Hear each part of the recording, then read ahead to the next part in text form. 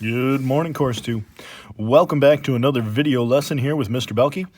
Today we're looking at Lesson 94, which is the probability of dependent events, found on page 648 if you're following along in your book. All right, up to this point we've talked about probabilities or experiments involving independent events. For instance, if I roll a dice, what's the probability of me rolling a 6? Well, it's 1 out of 6. If I roll the dice again, what's the probability of me getting a 6 the second time? It's still 1 out of 6. It's called an independent event because the second event doesn't depend on the results of the first event.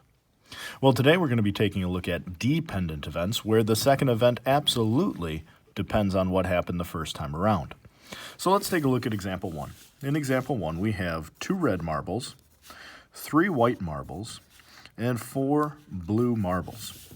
And we want to know what is the probability of drawing a red marble and then another red marble. Okay, and we're not putting the marble back after we draw the first one. So there's a total of 2, 5, 9 marbles. The probability of drawing a red marble is 2 out of 9. 2 out of 9. Okay, so let's say we got a red marble the first time. Now how many red marbles are left? There would be 1 red marble left. There's still 3 white marbles in the bag, and there are still 4 blue marbles in the bag. So now there are a total of 8 marbles in the bag. And what's the probability of getting a red one? 1 out of 8. Okay? Now, in order to calculate the probability of getting red, we would simply multiply those two probabilities together.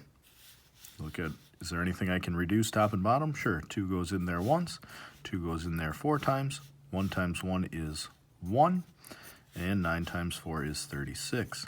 So the probability of drawing red is 1 out of 36.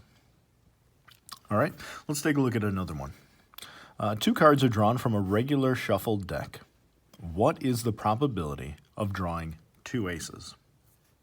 All right, well, we got to know a couple of things. First, a deck of cards has 52 in it, and there are 4 aces in that deck of cards.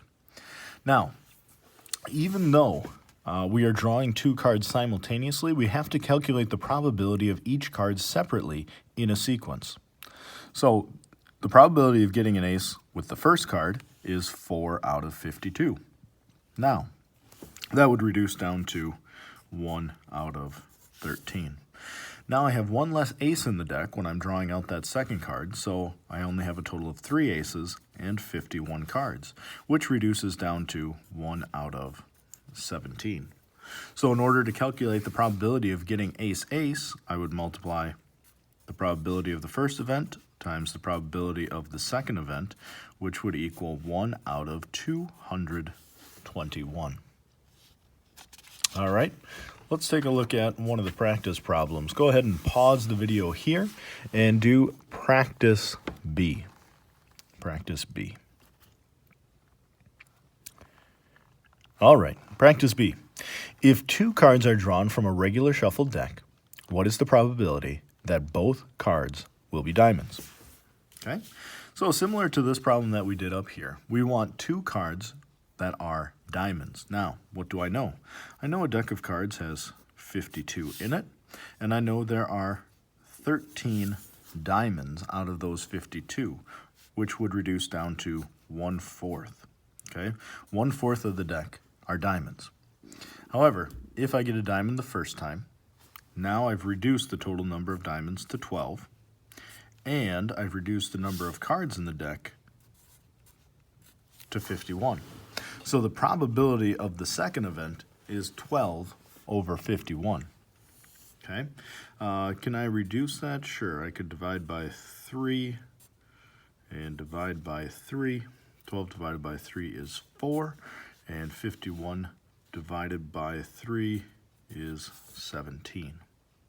Okay, so the probability of getting diamond, the first time around is 1/4, and I would multiply that by the second time around, which is 4/17. Anything I can reduce, top and bottom? Sure enough, 4 goes in there once, 4 goes in there once. 1 times 1 is 1, and 1 times 17 is 17. So the probability of drawing diamond is 1 out of 17. That's it for this lesson. If you have any questions, feel free to call, text, or email me, or you can visit online between 9 and 10 o'clock tomorrow. Have a fantastic day. We'll see you tomorrow.